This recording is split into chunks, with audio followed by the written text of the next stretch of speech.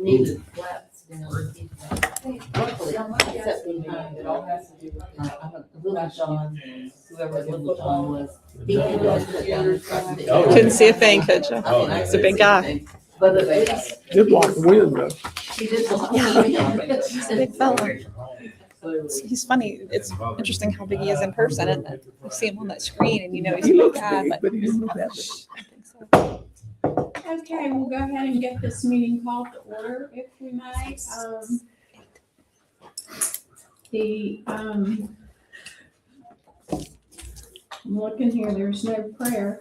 I guess it's because it's a special meeting. Right. So the first thing up is Sarah with the proposed levy rates.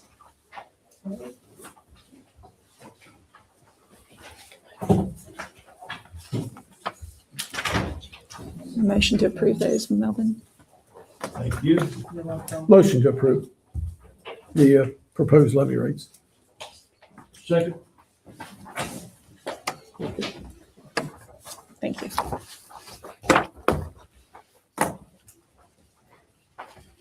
So this is what we typically would have done in March, the proposed, and then held that meeting open in April to do to actually set the levy rate. So due to, you guys know, due to, running the levy, excess levy, all of this got pushed back until we knew the results of that. So, this meeting is to go over the proposed levy rates.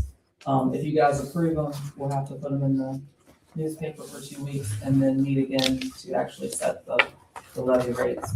I tried to label these for you guys so we can go through it. On page 1 is the proposed levy rates. If you see, on page 3 in column E, just so you can see the backup to where these numbers come from, those numbers are on column E on page 1.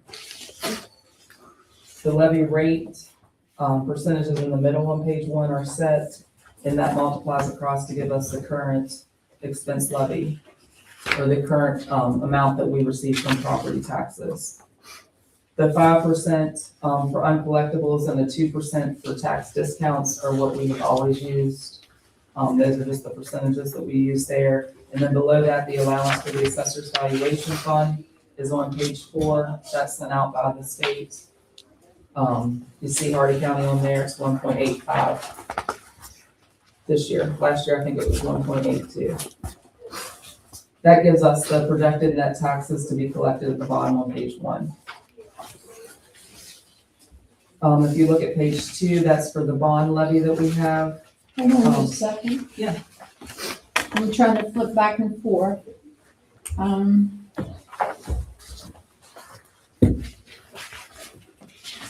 So you said on the bottom of page 1 that that's what I see 221 and 327. Now where am I gonna see that?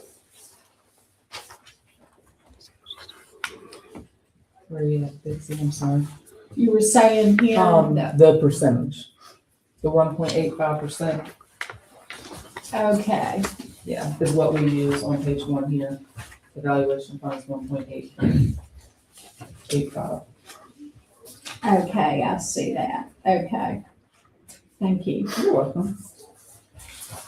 That rate is set like a 2%, 0.5. Who sets that? Is that set by the county, by the state? The 5%, the 2%, Yeah. or the valuation fund, Yeah, that's this set by year. the state, Okay. yeah. And What's the honestly, I difference for don't know. what's the difference for I different honestly counties? don't know how they come about setting that. Looks like Grant County only has 0.50 and, nobody's any higher than 2. Is that set by the state or by the county? By the state. Well, the state sends this out, Yeah. so it has to at least be approved by the state. Yeah. Now, maybe the county sends in the request or backup to, Yeah. I've tried to, I'm honestly not sure about that one, but I did, whenever I tried to determine the 5% and the 2% and talk to the state, they said those numbers should come from the county based on what Right. typically is not collected and stuff, but they couldn't give me any data over the last few years. So I've just been using what we've always used, which is the 5% and 2% for that. And then on page 2 is the levy rates for the bond levy. And on page 5, you'll see the state, the municipal bond commission sends out the amount that that has to be raised, the 1,640,169. And that's what shows at the bottom of that page. All that's worked kind of backwards to get to that amount.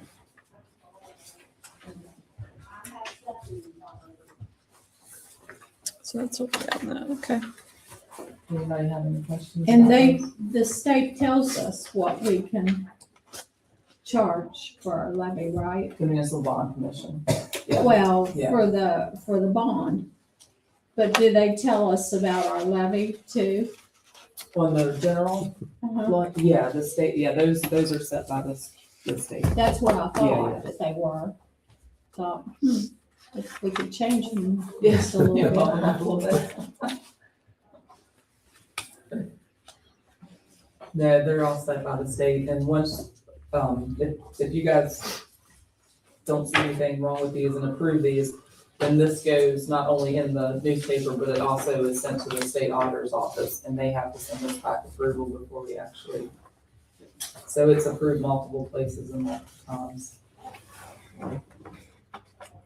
Okay, so any further discussion or questions about the proposed levy rates? Okay, all those in favor? Aye. Opposed, and it's approved 5-0. So now we're down to personnel. Do we need to go into executive session, or are we good? Briefly? Yes, motion to do an executive session to discuss the employee. Second. I have a motion and a second to go into executive session for employee discussion. All those in favor? Aye. Opposed, and we're in executive session at 8:37.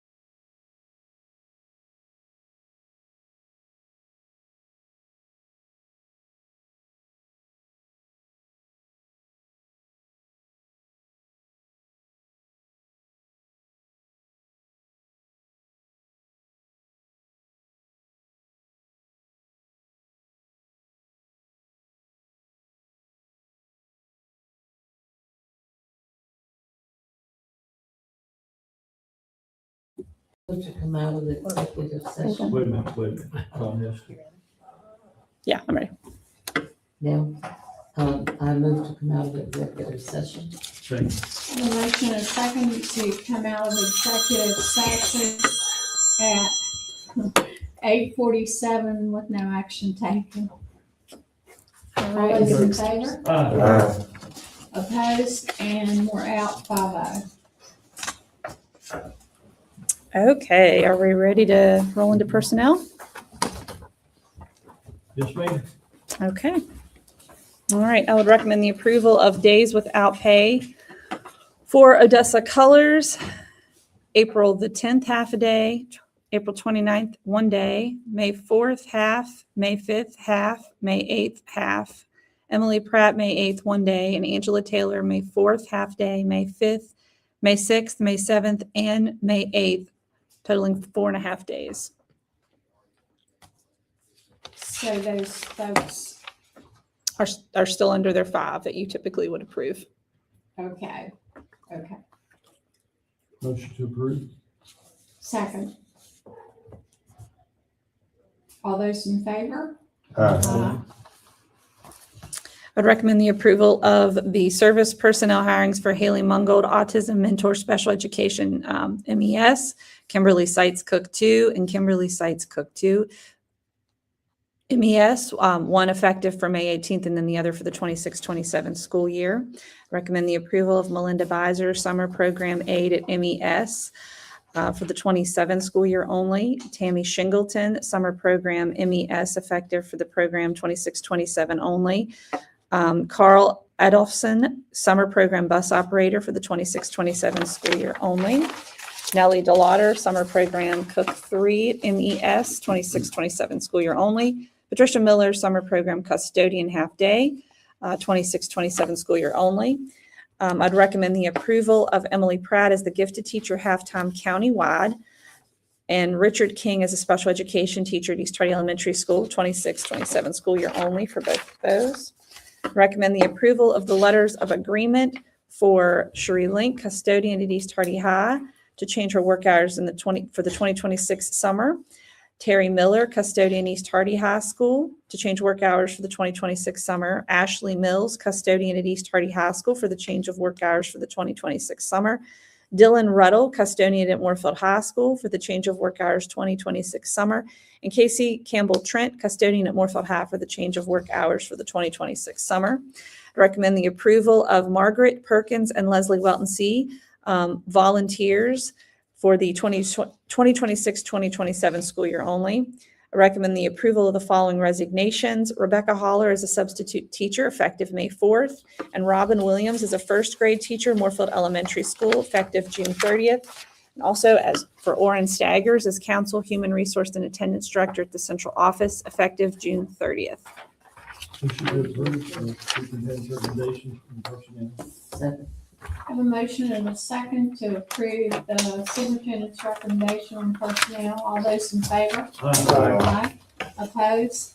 And they're approved by Motion to adjourn. Second. a motion and a second to adjourn. All those in favor? Aye. Shall we adjourn at 8:50?